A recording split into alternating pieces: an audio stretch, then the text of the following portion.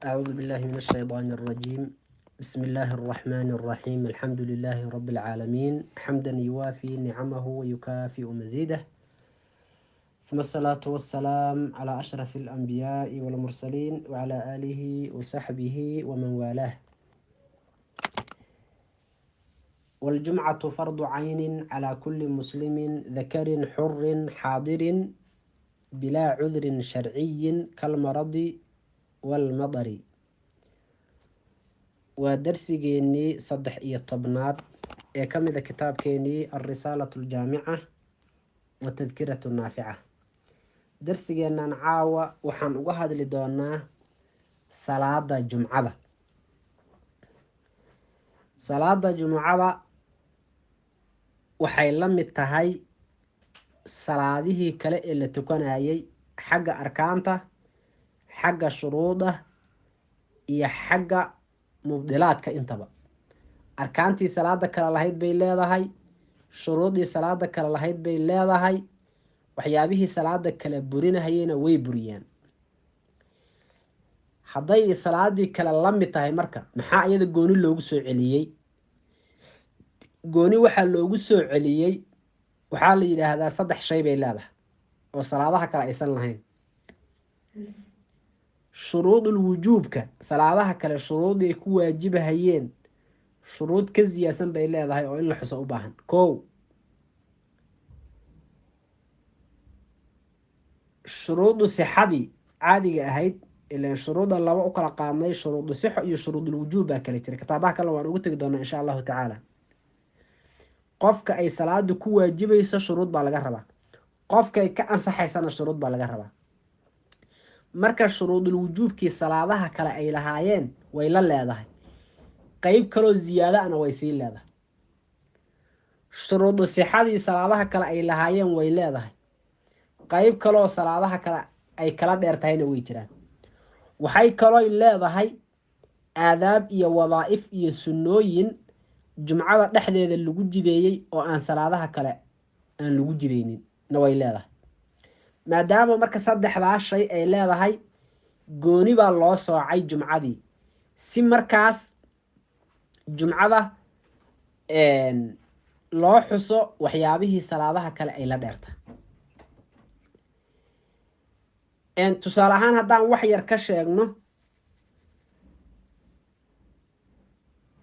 salaada jumcadu waxay ku waajibaysaa qof kasta oo muslim ah. salaadaha kaleba waa la mid, qof kasta oo muslim ay ku waajibayeen. gaal salaad kale kuma waajibayn, salaadaha kale way la leedahay. kaas muslimkaasu waa inuu dakar yahay, nin yahay. maxaa meeshaa kaa baxay? dumarkii.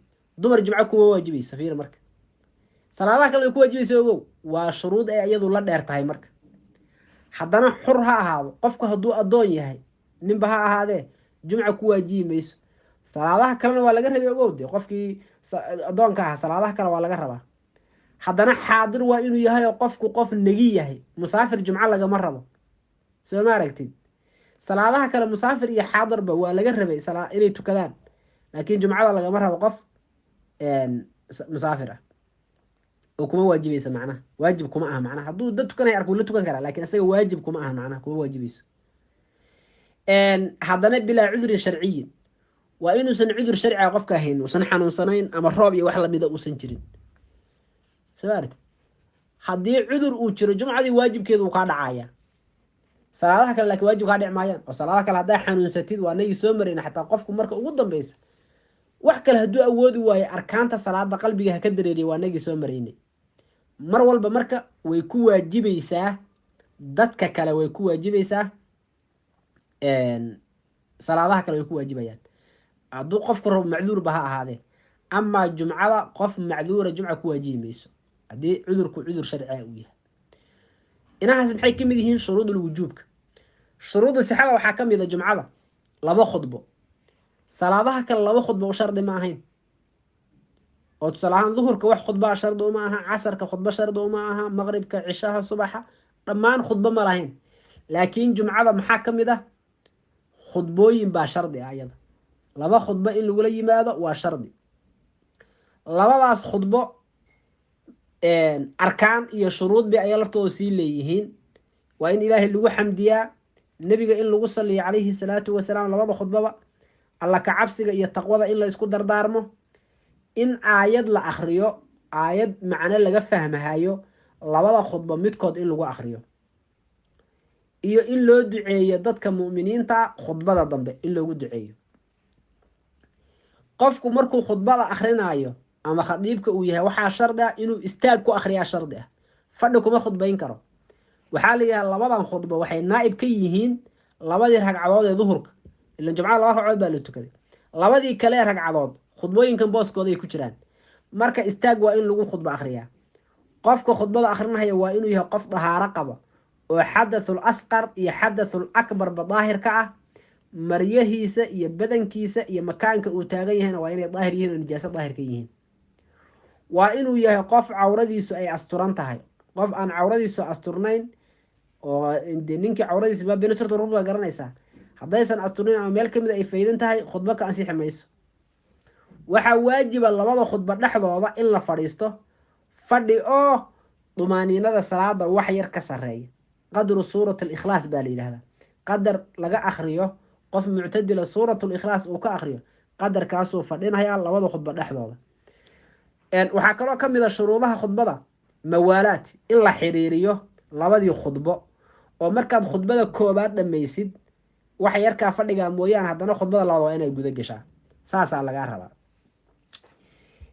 aadaab iyo wadaa'if fara badan bay leedahay. waxaa ka mid ah sunnooyinkeeda iyo adaabteeda maalinkaas dhar cadcad in la xidhaa sunno ah, in la qabaysto laysnadiifiyaa sunno ah oo catar iyo wax udgoon la marsado.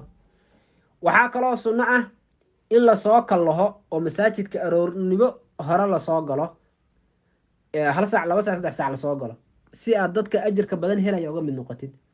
waxaa kaloo ka mid a maalinkaas sunnooyinka iyo adaabta ay leedahay qiraa'atu suurat alkahfi in la akhriyo. suuratulkahfi in la akhriyo maalinkaas waa sunno. salliga nebiga calayhi salaatu wasalaam in la badiyo iyo aadaab fara badan bay leedahay. wuxuu ku yihi marka waljumcatu jumcadii fardu cayni weeye. horta jumcadu waa fardu cayn, yani fardu cayn waxaa looga jeedaa qof kaste oo muslim ah,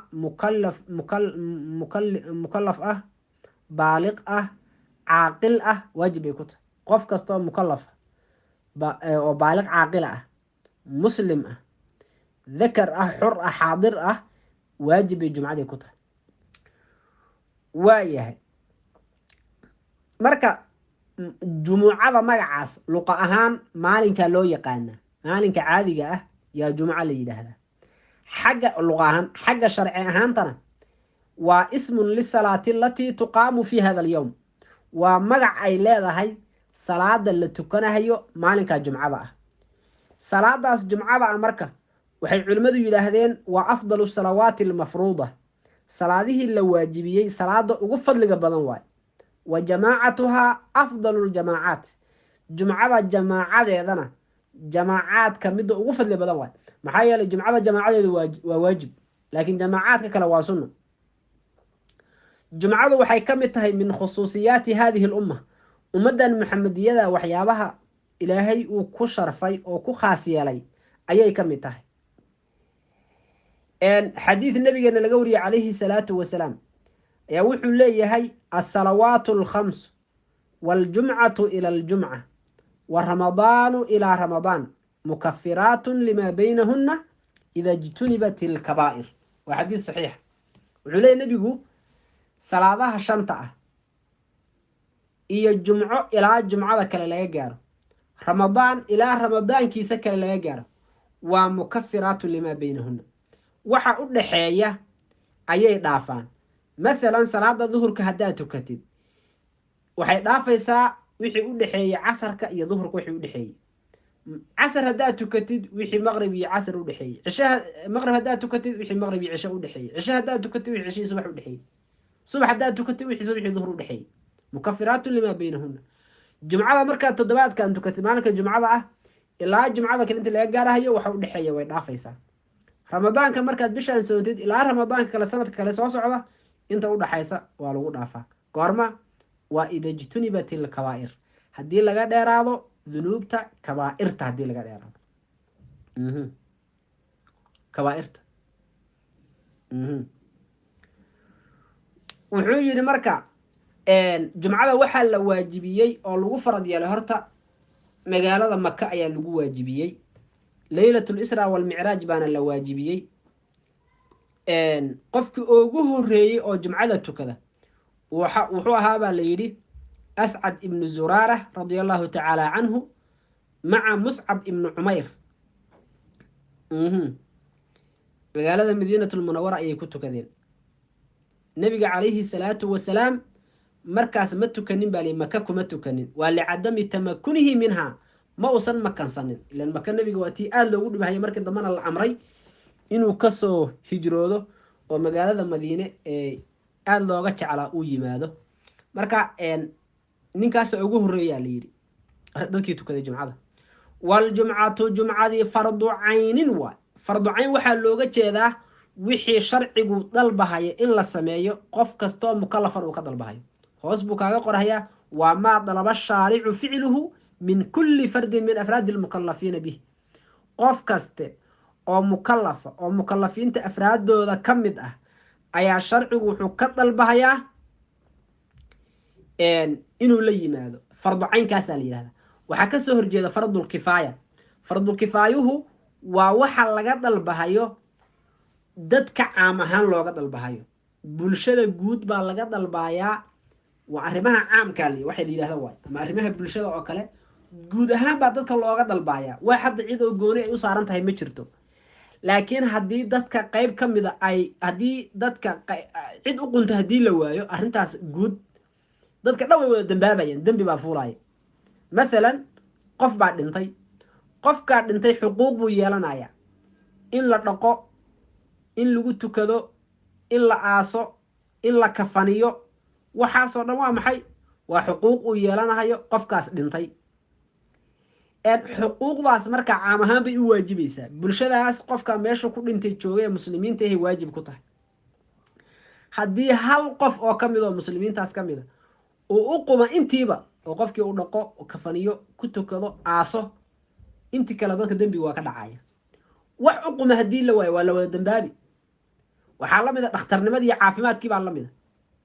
bulshada waa in laga helaa dad yaqaana caafimaadka iyo dadka sidii loo daaweeyo. hal qof oo caafimaad yaqaana haddii laga waayo waa la wada dambaabi. sabaarag qof gabdhaha iyo islaamaha ka umliya waa in la helaa. haddii la waayo waa la wada dambaabi. qaadi dadka kala xugmiya oo yacni qof walba dadka saan la isku dulminin waa in la helaa. haddii la waayo waa la wada dambaabahaya. waxyaabaha waxay ka mid yihiin furuudulkifaayaadkay ka mid yihiin. marka wuxuu ku yidhi waljumcatu jumcadii fardu caynin wey. calaa kulli muslimin qof kastoo muslim ah ayay fardu cayn ku tahay. calaa kulli muslimin, calaa kulli muslimin, muslim kastay fardu cayn ku tahay. muslimkaas weliba mukalaf inuu yahaa shardi ah. mukalaf inuu yahaa shardi ah oo uu yahay baaliq caaqil ah.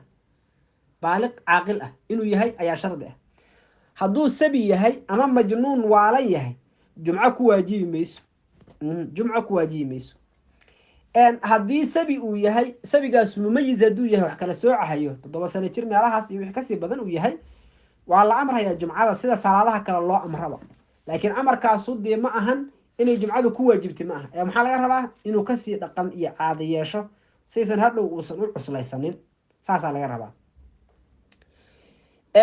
calaa kulli muslimin bay ku waajibaysaa jumcadii. muslimkoo dakarin ee rag ah.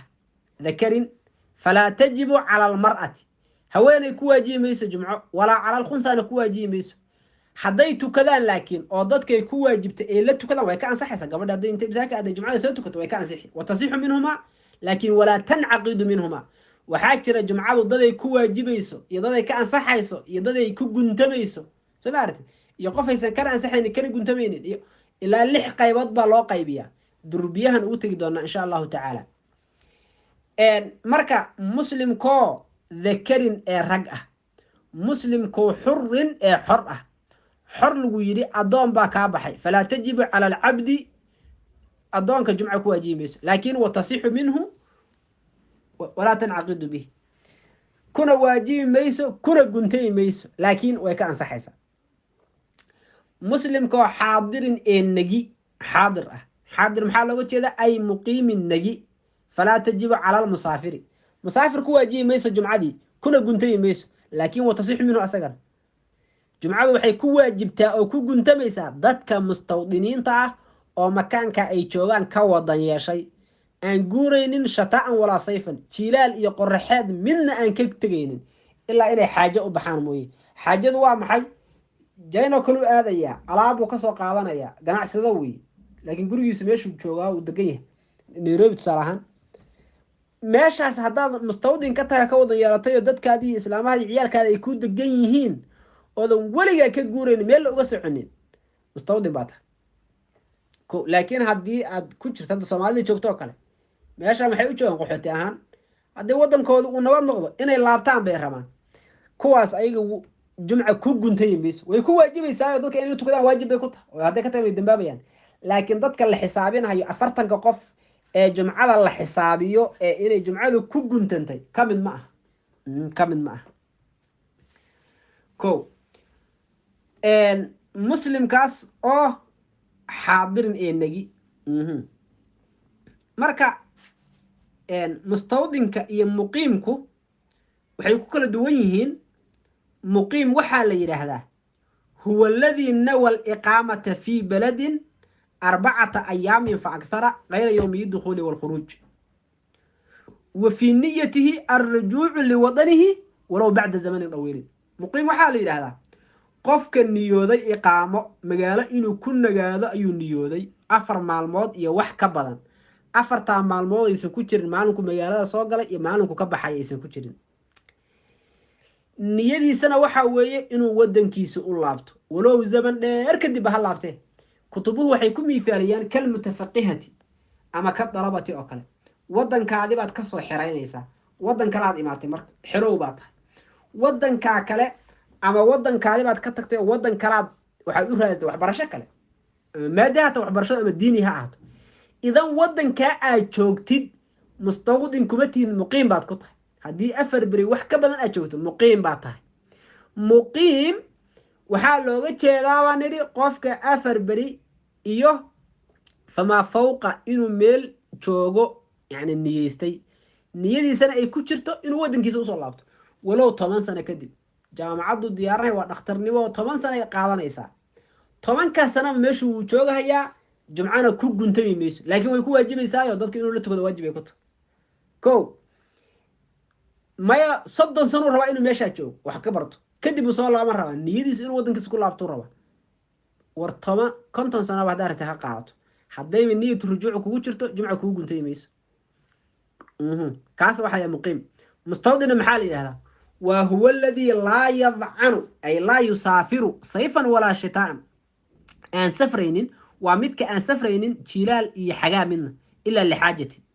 xaajo aan buu safray asaga wadankaas ka jooga meel uma socdo meel kale wadan kale ma lahanba wadankiisa buu jooga ka wadan yeeshay marka hadduu safrayo waa inuu xaj aadahayo inuu ziyaaratul waalideyn oo kale aadahayo inuu macnaha ganacsi wax la mid oo kale aadahayo inuu dalxiis wax la mid aadahayo xaajo u baxaya bas wax kale uma baxayo kaasna mustawdi bale waa qofka ay ku waajib ku guntamayso jumcadu waa ku guntamaysa muslim kaasoo bilaa cudur la'aana cudurkoo sharciyin ee sharci ah وذلك مرض كيبوي يوال مضر روبك عذرك فربديه ان شاء الله تعالى كتابه كلا نو تغي دوناي حدو عذر جيرو قفكي مرض با جيره مثلا مرض او شق عليه الحضور انه جمعه يماده مرض دبا هيا مدح ورير زائد اما شوبن بو قبابه قفكو شميا اما uu matagaya ama socodkaaba dhibaya tusalahan ma socon karo sabaarat asna waa macduur jumca ku waajibayso waxa la mid ah madarki roobki asagana oo uu inuu socdo u dhibaayo dhiiqa iyo balaayis beesha la mari karin ma mari karo arrin biyoin baa xidhay dhiiqooyin qashin buu la mari karin guriga iska joogaysa acdaarta waxay kamid tahay jumcada ayay kamid tahay wa min shuruudil jumcati jumcada shuruudeeda waxa kamid ah al khudbataani laba khudba ayaa kamid ah wa min shuruudil jumcati jumcada shuruudeedu way fara badan tahay laakiin sheekhu hadda maxaa kamid u yiri al khudbataan وحاكم إذا جمعة الشروط هذا أن تكون كلها في وقت الظهر جمعة لن مع الله هذا خطبة وأنا وقت الظهر كل عدالة السلام عليكم ميم تقدم بس هذا خارج الوقت كل عضو ظهر بالتام يلي يا جمعة نسيح ميسو ضمان جمعة لبارك عضو يلا وضع خطبة وأنا في وقت الظهر كل عدعان صدق حدنا وإلا جوجا جمعة في خيطة البلدي مقالة نحن وإلا جوجا بادية جمعة لجمع أويكر ميل مقالة ولا دقيقة وإلا جوجا صدق وإن جمعة أيسن لحير سنين كان هرمرين جمعة كله ومقالة اللي دقيقة وإن هالجمعة لجوجا محيل النبي الصحابة ديسة لجمسوا جورنين جمعة تعدد وعفر يشان من الدوك اللي تكون مركع إنه اجتماع وعلوصادة مويانه oo dadku inay isku yimaadaan ay dhibaato noqoto ma ahe hal jimcaha la tukanaya hal meel la isku imaanaya ama masaajid ha ahaato meeshaas ama meel weyn oo garoon wax la mid ah ha ahaato dadku ku wada qaada ha ahaato maxalkaas la iskugu tagay ama hadii hal masaajid dadka uu qaadi waayo oo yani magaaladii baa weyn oo magaalooyinkan caasimadaha kale waa weyn markaas tacadudkii uu banaayay markaas waa la tacadudin karaa markaas biqadar xaajati waxa looga jeedaa marka la tacadudinayo waxaa la rabaa ala qadar alxaajati in loo tacadudiyo oo hadii dadka tusaahan 10 masaajid ay ku filan tahay midkood toban lagu daray mahayo ee waxaanu hawar kasta intay masaajid iska dhistay 10 qof iskaga tukanaysa lama rabo waxaa la rabaa in la muujiyo shacaarka in la muujiyo la rabaa shacaarku wuxuu ku muuqanayaa marka jamaca iyo isla jirku shacaarku islaamku ku muuqanaya marka hadii dadkii 10 masjid ay ku filan yihiin midka lagu daray mahayo 10 kaas la camiro la buuxina شر هدي كفيلة شنتا لبوحينا سمعتي لواتن هدي كفيلة أنت لواتن كان لبوحينا لكن ما أنت محارك يسافر قوين كي يوحي أنت إسكبتين قفل بمباب المساجد كقيلي مقاسات طوين عنق بقف كان كحيران قد إبر وحاجرت يعني ضعف في باجرة ضدكي وحكون عي يعني ضعف أنا عادي هين إن هدنا وإن الجماعة تهي أفرتن وإن تهي أفرتن قف باشر ده عند الشافعيتي وشافعي وحي ليهين أفرتن قف برك إمامك لو قدر صدق يسقال كلا إمامك أفرتن قف أو جماعة لو كنتم يسوون له أو حرارة أو ذكورة أو مستوطنين وين له إليه الشرط الشناد ومدكم يشن أو قريه أن يتقدمها خطبة تاني ومدكم مثل أو قري أنت كلا خاص بكو قريه ومن شروط الجمعة جمعة الشروط هذا أيو كم هذا الخطبة تاني لبا خطبة أيا كم لبا خطبة أيا كم لبا خطبنا صلاة ظهرت هذا لا إيمانية وأركانها أركان الخطبة تاني لبض خطبة أركان تيدو حمد الله تعالى إلهي اللي وحمدي واي حمد الله تعالى إلهي اللي وحمديه حمدي الحمد لله يوحي اللي قصوا اشتقاق لي لفظ الحمد قاس الحمد وحي اللي قصوا اشتقاق لي أنا حامد لله إن الحمد لله أحمده سبحانه وتعالى وحرت هذه عبر أما اسم عبر أما فعل عبر أما مصدر وحرت عبر هذه وايه لكن سيقاس الحمد لله صافيا الحمد لله تعالى اهل وحمديه والصلاه تصلي وهي ركن لبعض على النبي اللي صليه صلى الله نحرز زيادي عليه حبيبك وسلم الله نبدليه النبي waa in lagu saliya ko siiqada oo mutacayinka ah waa siiqada saliga nabiga allahumma salli ama nusalli ala muhammadin ama sallallahu ala muhammadin ala ahmad ala yani asmaada nabiga mid kamida دارت القضاء محمد شرطي ما على ضاها اسماء النبي عليه الصلاه والسلام مركع ركن كوباد وحمدي ركن لباد وصلي النبي عليه الصلاه والسلام والوصيه دردارا وي بالتقوى الله كعبس لا اسكو دردارمو وركنيغا افراد واي اما صدحات عفوا ركنيغا صدحات واي الله كعبس ان لا اسكو دردارمو الله كعبسيغا marka lafdiga wasiyada ila tiraahdo usiikum wa nafsi bi taqwa allah إن اللفظ الوصية مرتب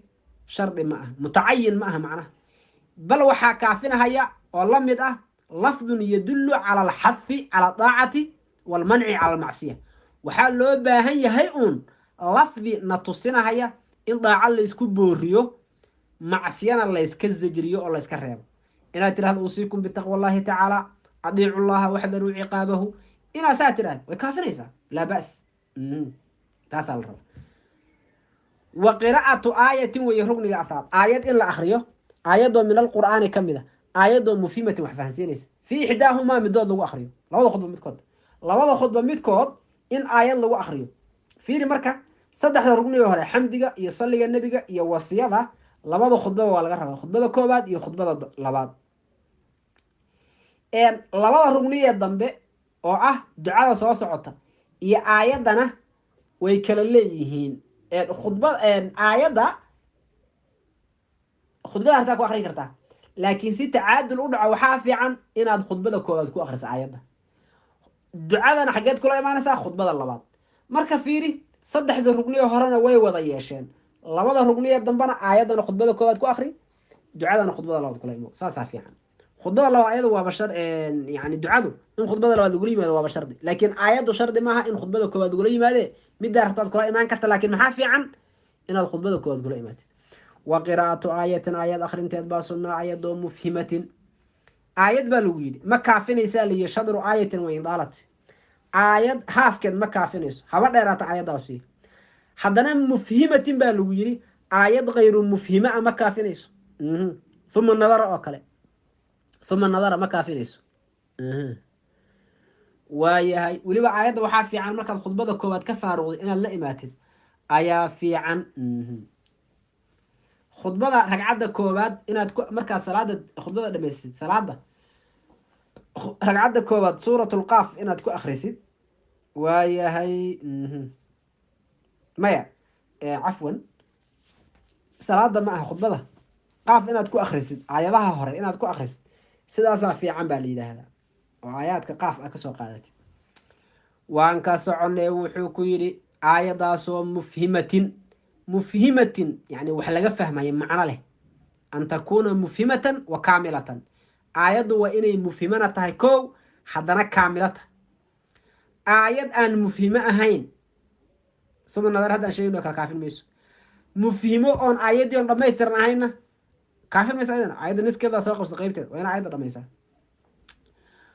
waayahay wa qiraa'atu aayatin aayad akrinteed baa shardiga aayado min alqur'aani kamida aayadoo mufhimata wax fahansiinaysa fi ixdaahumaa labada khudbadood lagu akriyo waducaau duca wey lilmuminiin loo duceeyo fil akhiiri ducada dambe khudbada dambe in loo duceeyo mu'miniinta ayaa arkaanta ka mid ah muminiinta loo ducaynahaya mu'miniinta ragga ah iyo mu'minaadka dumarkaa loo ducayni duco ukhrawi ah yaa loogu ducaynaya adduunyo loogu ducayn aakhara loogu ducayni raximakum allahu askanakum ljanna iyo allahuma qfir lilmu'miniina walmu'minaat dembi dhaaf waxaasaa loo ducaynaya waxaa kaloo loo ducayni wulaatul umuurka dadka hogaamiya bulshada oo madaxda ah waa loo ducayni maxaa loogu ducaynaya ilaahay inuu toosiyo ilaahay inuu waafajiyo wadada toosan ee saxda ah waxaan madaxda la habaarahayo ama la caayahayo ama la waxaynahayo waxaas waxa waaye waa dhaqan xun waay waa loo duceeyaa dadka macnaha si ilaahay u subi haddaad sii habaartid qofka hadduu xumaa oo jaa'ir ahaa oo sii habaartid uu kasii daraa sooma waayahay wayajibu waxaa waajibahaya an yakhduba inuu khudba akriyo qaa'iman xaalu yahay mid taagan isagoo taagan inuu khudba akriyo ayaa waajib ah fadhi kuma khudba akrin karo hadduusan awoodin waa salaadii oo kale fain lam yastadic fa qaacidan soo maartid isagoo fadhiyo khudba akrinaya fain lam yastadic fa mustalqiyan isagoo qadaqadaad u jiifa laakiin waxaa fiican baa la yidhi de meesha dad buu tujinaya qofkii istikhlaaf inuu sameeyo hadduuba istaagga awoodi waayo qof ha khaliifto ha dhaho warniyo khudbadii maanta waan awoodi waaya inaan istaagee adugu akri ha yidhaahdo ee dadka hortooda yuusan sexseexan fadhiisanin wayajibu waxaa waajibaya an yakhduba inuu khudba akriya qaa'iman xaalu yahay mid taagan mutadahiran xaalu yahay mid dahaaro qaba isagoo dahaaro qaba ayuu khudbada akrinaya mutadahiran can ilxadathayni wa can ilkhabathi samaarti waa inuu nijaasana daahir ka yahay xadathna daahir ka yahay mastuura alcawrati xaalu yahay cawradiisa mid la asturay oo cawradiisu asturanta ka satri lisalaati oo kale hadday cawradiisu faynaato uusan deg deg u asturin khudbadii way buraysaa inuu soo celiyaa waajib noqonayso waa salaadii oo kale wayajibu waxaa waajibahaya aljuluusu fadhi baa waajibi baynahumaa bayna alkhudbatayni labada khudba dhexdooda la fadhiisto labada khudba dhexdooda qofku inuu fadhiisto waa waajib khudbada koobaad iyo tan labaad hadduusan fadhiisanin soo ma aha hal xabaa laga xisaabaya laba khudba oo laga xisaabi maayo haddii qofka hadduu fadhi ku khudba akrinaya ka wararo istaagiiba awoodi waayo maanta fadhigiiba wuu fadhiyaabe muxuu fadhiisanay labada khudba muxuu kala bixina markaas sukuud buu ku kala bixin labada khudba markaas wuu aamusaya ilaan hadda mogta meel kaloo loosii fadhiista malef wuu fadhiyaaba khudbada koowaad markaad dhamaysid marka talabaad intaadan bilaabin waad aamusaysa cabaar baad aamusnaan wuxuu ku yidhi marka waljuluusu fadhi ayaa shardi ah baynahumaa bayna alkhudbatayn la fadhiisto waayahay fawqa dumaaniinati salaati salaada dumaaniinadeeda wax ka sarreeyana la fadhiisto dumaaniinada iyo xasalkii salaada wax ka sarreeya waa in la fadhiistaa macnaha wa akmaluhu hoos waatuu kaa yidhi biqadri suurati alikhlaas suuratu likhlaas qadarkeeda oo kalaa la rabaa wa an yaqra'ahaa fiihi fadhiga dhexdiisa inuu suuratulikhlaas ku akhriyana waaba sunnaba walmawaalaatu xiriirin baa shardi ah labada khudba in la xiriiriyo koo waa shardi horta khudbo walba inaad xiriirisid dhexdeeda waa shardi kalimaadkeeda inaad xiriirisid khudbada koowaad markaad la imaanaysid ha aamusin labada khudbo isla yani khudbada mawaalaadkeeda ilaali khudbada kalimaadkeeda isla xiriiri khudbada koowaad markaad dhamaysid iyo khudbada labaadna xiriiri oo isla xiriiri ayadana waa mawaalaad kale waxaa kaloo lagaa rabaa labada khudba markaad dhamaysid iyo salaadana waa inaad xiriirisaa macnaha saasaa lagaa rabaa walmawaalaatu xiriirin baa shardi ah hoos wuxuu kaa yidhi soo maaragti ay bayna alkhudbatayni la xiriiriyo wa baynahumaa iyo wa bayna salaatina la xiriiriyo fa in daala alfaslu hadduu dheeraado curfan istanafa markaas haddaada xiriirin oo dheeraatid haddana khudbadii inaad soo celis bay kugu noqonaysa wa salaatuljamaacati iyo wa salaatuljanaasati fardu kifaayatin walciidaani iyo walkusuufaanin iyo walwitrna sunanun oo mu'akadaatun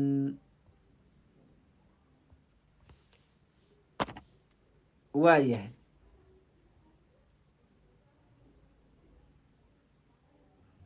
halkaas iska joogaat kan saddexaad waxaa weeye maa yatakararu bitakarur usbuuc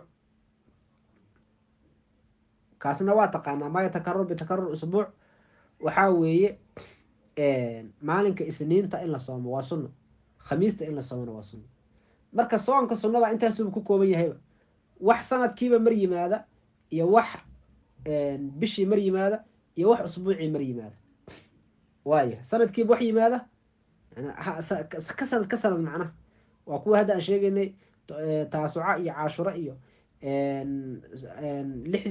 lixda maalmood ee shawaal iyo carafa iyo maalmahaas waa maxay waa wax sanadkiiba mar yimaada wax bishiiba mar yimaadana waa bisha saddexda beri ugu dambeysa iyo 15 hore saddexda beri ugu dambeysa waa 13 14 15 28 29 iyo 30 maalmahooda in la soomo waa sunno usbuuciina waa isniinta iyo khamiista oo kale tusaale ahaan wuxuu ku yidhi marka wayanbaqii waxaa haboon al istikthaaru badsasho mina soomi la badsado laa siyamaa mathalba ma lahan al ayaamu maalmihii alfaadilatu ee fadliga badnaa fi sharci sharciga dhexdiisana ku faadilka ahaa ee fadliga ku lahaa yani sharciga maalmaha ku faadilka wallahu aclam wabilaahi towfiiq buu ku dhaha marka waxay u munaasabeeyaan culummadu marka ay ramadaanka sharxaan waxay u munaasabeeyaan ama soomka markay ka hadlaan ictikaafkay u munaasabeeyaan marka sharaxa hoos wuxuu kaa qabtay khaatimatu meesha hoose fiiri wayustaxabu waxaa la suneeya alictikaafu fi kulli xaalin marka ictikaafka maxaa soomka loogu munaasabeeya horta waa imsaaq iyo imsaaq baa layidhi ictikaafka waa imsaakun can alkhuruuji masaajidka inaad ka baxid baa ka afaysanaysaa soomkuna wuxuu ahaa dee imsaakun can ilmufdiraat marka bijaamicin imsaaki fi kullin maadaama imsaaq ka wada dhexeeyo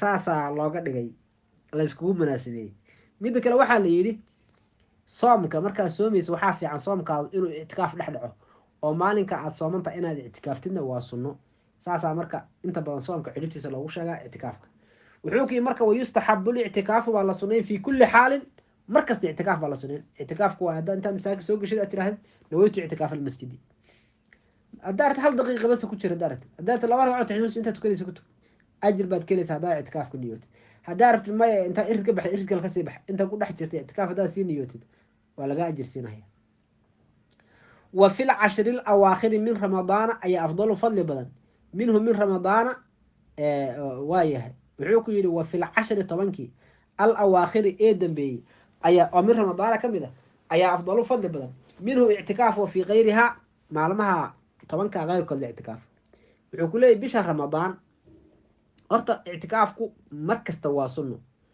bisha ramadaan buuna sii fadli badan yahay bisha ramadaan 10 beriya ugu dambeysa ayuu ugu sii fadli badan yahay marka loo nisbeeyo bisha inteeda kale 20 beriya kale bisha maxaa ka fadli badan tobanka beri ee ugu dambaysa. maxaa yeelay tobankaas beri waxay u fadli badnaatay nabigeennaa daa'imay calayhi salaatu wasalaam. midda kale leylatulqadriga ayaa la raadinahayaa tobanka beri ee dambuu ku jiraabaa leylatulqadriga, saasay u fadli badnata markii la ictikaafo. wuxuu ku yii marka liannahu nabiga sala allahu calayhi waalihi wasalam daawama wuu daa'imay calayhi calaa ictikaafi cashri alawaakhir buu daa'imay muddatan muddo ayuu daa'imay ilaa wafaanta laga gaarahay ilaa uu ka dhimanahay nebigu tobankaas beri ictikaafkooda waa daa'imay. waa lixadiidi caaishata radia allahu tacaala canha. umuna caaisha xadiidkeedii baa u daliila ay tiri ana nabiya nabiga sala allahu calayhi waalihi wasalam kaana yactakifu alcashra alawaakhir wuxuu ahaa mid ictikaafa tobanka beri ee dambe alcashra alawaakhir min ramadaan ayuu ictikaafi jiray xataa tawafaahu allahu caza wajal ilaa ilaahay subxaana watacaala uu ka oofsay nebiga ilaa uu ka dhintay tobanka beri ee dambe ee ramadaan uu ictikaafi jiray nebiga. marka waatuu haray kusile wadalika waa lidalabi leylati lqadri soo arta wadalika arrinkaas haabitun maxaa yeelay waa lidalabi leylati lqadri leylatulqadrigaa la dalbahaya allatii hiya khayru min alfi shahrin leylatulqadrigaasoo ka khayr badan kun bilood. ay ana alcamala yani kun bilood bay ka khayr badantahy. maxaa looga jeedaa ay ana alcamala camalfal fiiha leylatulqadriga dhexdeeda la camal falo khayrun wuxuu ka khayr badan yahay min alcamali camalfal fii alfi shahrin kun bilood la camal falo. halkaa habeen inaad camal fashid ee wuxuu ka khayr badan yahay inaad camal fashid kun bilood oo laysa fiiha leylatulqadri kunkaa bilood oo leylatulqadri aysan ku jirin. wahiya leylatulqadrigu afdalu layaali sanati sanadka dhan habeenadiisa kan ugu fadliga badan waa sanadka dhan habeenkaas leylatulqadriga ugu fadliga badan. wawarada waxaa soo arooray ana man qaama qofka istaaga leylatulqadri habeenka leylatulqadriga qofka istaaga iimaanan rumayn iyo ixtisaaban ajar gurubsi darteedna u istaaga gufira lahu maa taqadama min denbihi waxaa loo dhaafaa wixii hormaray oo dembigiisa ka mid a waa loo dhaafaa qofka asaga. wallaahu ilaahay baa aclamu og sida xaqiiqada ah. wabilaahi ilaahabeena atowfiiqu ahaatay waafajintana iyo towfiiqdana ilaahay baa iskale subxaanahu watacaala. wa ama azakaatu wallah subxana watacaala